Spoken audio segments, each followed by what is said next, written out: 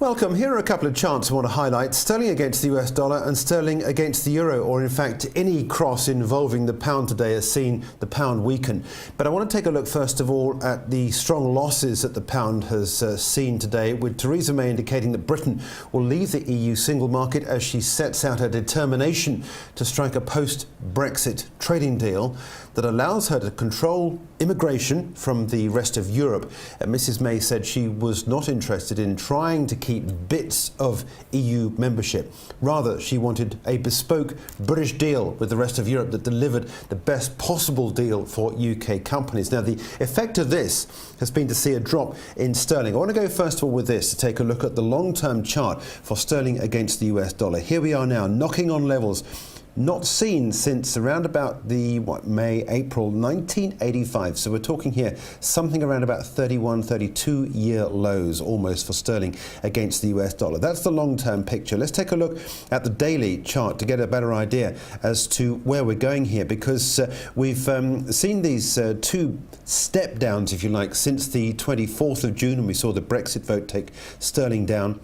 Another leg lower. That drop there was the fat finger incident, which is, my understanding is it's still being investigated. But since then, we've traded in this secondary box here that's come down. But look at today's trade. This red candle is now below the bottom, what had been previously been the bottom level of that at 121.59. Here we are now at 121.29. So we are now here at new levels, or levels not seen in pretty much 30 years if you take out this drop here. That drop there took us down to 118, the figure, which potentially could be the next big point at which to watch in terms of support. But it certainly looks like that we are now entering a new era of this possibly another box looking like it could well develop here for sterling against the US dollar. So a weak picture developing for sterling on a daily chart. Quick snapshot of the hourly chart will get an even better idea as to where we are in terms of the move that we've seen this Monday morning. And look at the steepness of that drop. You can only suggest that's going to go lower. The fact that we're oversold, don't worry too much about that. This is a trend that's in place. All this shows is there's a lot of strength in this trade on the way down for short sterling against the US dollar. I want to take a look at another chart, and that is sterling against the euro.